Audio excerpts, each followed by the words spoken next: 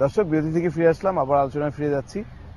তো যেই কথাটা নিয়ে আমরা আলোচনা করছিলাম যে ঋণ আমি নিয়েছি, ঋণটা ফিরিয়ে দিলাম, কিন্তু এই যে প্রসেসের যেই প্রবলেমগুলো হয়েছে বা জালিয়াতির কথা আমরা বলছি, সেই দায়টা কি এড়াতে পারবেন উনি? না, এটা তো কোনো মতেই এড়ানো উচিত হবে না।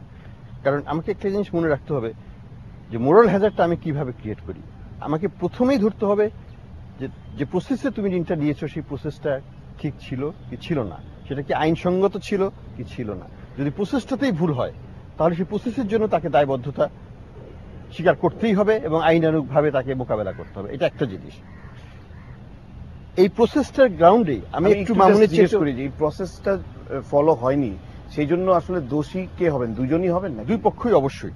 যে কর্মচারী লোন দিচ্ছে সেও তো নিশ্চয়ই প্রসেসটাকে ফলো করে নাই, সিগনেচার ছাড়া বা কমিশন না নিয়ে, এগুলো তো সম্পূর্ণ বেআইনি। এই জন্য তো সোনালী ব্যাংকের কর্মচারী বা পরিষদ এটার জন্য দায়বদ্ধ আছে।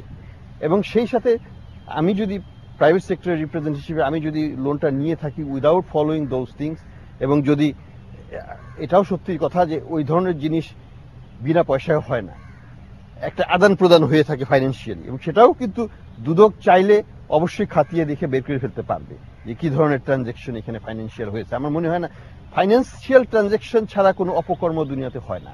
একটা খুন করতেও ফাইন্যান্সিয়াল ট্রানজ্যাকশন হয়, টেরোরিজমে ফাইন্যান্সিয়াল ট্রানজ্যাকশন হয়, ফাইন্যান্সিয়াল টেরোরিজম, এটাকে আমি একটা ফাইন্যান্সিয়াল টেরোরিজম বলবো জাতিগতভাবে, এটার জন্য ফাইন্যান্সিয়াল ট্রানজ্যাকশন হয়। এবং এই জন্যই বিদেশে যেটাকে বলা হয় এগমন্ট গ্রুপ, ফাইন্যান্সিয়াল ট্রানজ্যাকশনকে ট্র্যাক করো, দেখতে পারবে কত বড় বড় রাঘব বোয়াল এটার সাথে জড়িত আছে। কারণ যারাই আছে তারা কিন্তু একটা ফাইন্যান্সিয়াল ইন্টারেস্ট ছাড়া এই কাজটা করবে না। কাজে আমাদেরকে একটু খুব যেটাকে বলে ফাইন্যান্সিয়াল ফরেন্সিক এভিডেন্সের মাধ্যমে যদি আগাতে পারে আমাদের সক্ষম হয়, এটা একটা কঠিন প্রসেস, আমরা কিন্তু বড় বড় রাঘব বোয়ালকে ধরতে পারবো এটার সাথে জড়িত। I am coming back to the original problem, যে প্রসেসটাকে ফলো করতেই হবে। কারণ এটা যদি না করি ভবিষ্যতে অন্য সবাই এই প্রসেসে বলবে যে আমি টাকা ফেরত দিয়ে দিব, আমি টাকা ফেরত দিয়ে আমি স্টক মার্কেটে খাটাবো বা আমি ল্যান্ডে করে বিজনেস করে আমি হয়তো আমি লাভ করব, হয়তো আমি করব না। High risk. ব্যাংকিং রেগুলেশনে বলে যে ডিপেন্ডিং অন কোন সেক্টরে খাটাচ্ছে আমার লোন লস প্রভিশনিং সেভাবে করতে হবে। কারণ রিস্কের সাথে প্রভিশনিং ডাইরেক্টলি রিলেটেড। হাই রিস্কে হাই প্রভিশনিং করতে হবে। আমি যদি একটা লো রিস্ক দেখিয়ে হাই রিস্কে ইনভেস্ট করি, আলটিমেটলি কিন্তু আমার ব্যাংকের ডিপোজিটার্সরা ইম্প্যাক্টেড হবে এবং bank will be under financial stress and trouble and may even go under. তো এই সিচুয়েশনটাকে অ্যাভয়েড করতে হলে আমাকে, যেটা মামুন ঠিকই বলেছেন, যে সেক্টরের জন্য নেওয়া হয়েছে সেই সেক্টরে থেকে করতে হবে, কারণ that's where the risk assessment is, এবং ওইটার সাথে আমার লেন্ডিং প্যাটার্ন, আমার ওভারঅল ইনভেস্টমেন্ট স্ট্র্যাটেজি রিলেটেড। তো এরকম সিচুয়েশনস গুলো আসলে আমাদের সাধারণ জনগণ বলেন বা সবাইকে আসলে ভাবতে শিখায় যে সরকার কি আস্তে আস্তে তাদের যে কোনো প্রতিষ্ঠানই যেটা সরকার কেন্দ্রিক বা সরকার যেটা নিয়ন্ত্রণ করছে সেখানে কি ব্যর্থ হয়ে যাচ্ছে সরকার? না, এটা ডক্টর আহসান মনসুর শুরুতে যেটা বললেন যে সকল দেশেই পাবলিক সেক্টর ম্যানেজমেন্টে ডিফারেন্ট সেট অফ কমিটমেন্ট লাগে এবং এটার সাথে সরকার পরিচালনার সামগ্রিক যে ফিলোসফি সেটার সাথে কিন্তু সম্পৃক্ত।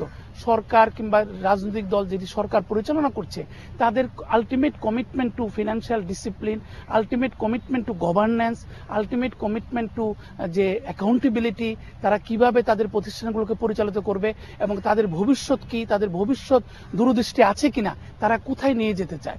আমাদের উন্নয়ন সহযোগীরা তো তারা এগিয়ে এসেছে। আমরা বাংলাদেশে যেটা ডক্টর আহসান মনসুর বললেন, একটা মানে আনপ্রেসিডেন্টেড সংস্কার আমরা মনে করেছিলাম যে বাংলাদেশের যে ডেভেলপমেন্ট সাপোর্ট ক্রেডিটকে রিলিজ করাকে টাই আপ করা হয়েছিল ফিনান্সিয়াল সেক্টর রিফর্মের সাথে। এটা একটা ফ্যান্টাস্টিক প্রোগ্রাম, যেটা ভারতেও করা হয়েছে পরবর্তীকালে। State bank of India, Punjab national ব্যাংকের তাদের অ্যাসেট পোর্টফোলিওকে রিভিউ করার জন্য, তাদের গভর্নেন্সকে স্ট্রেংথেন করার জন্য। পাকিস্তান, আমরা অনেক ক্ষেত্রে পাকিস্তানের সমালোচনা করি, আপনি জেনে খুশি হবেন কিংবা অন্তত আপনি ইনফর্মড হবেন, পাকিস্তানে কিন্তু একই মডেলটা অত্যন্ত ভালো কাজ করেছে। National bank of Pakistan, United bank, এগুলো রাষ্ট্রায়ত্ত ব্যাংকগুলোর ক্ষেত্রে হাবিব ব্যাংক অত্যন্ত ভালো কাজ করেছে। সেই ক্ষেত্রে কি হয়েছে, তারা বোর্ড অত্যন্ত স্ট্রং বোর্ড করেছে এবং মানে ব্যবস্থাপনা কর্তৃপক্ষ, যারা সবচেয়ে ব্রিলিয়ান্ট লোককে, যারা দেশপ্রেমিক, যারা সত্যি বিদেশে কাজ করেছে, বিভিন্ন জায়গায় ফিক্সিং করেছে, তাদেরকে এনে যে তুমি দেশেরকে ভালোবেসে তুমি 3টা বছর এই ব্যাংকটাকে ঠিক করে দাও।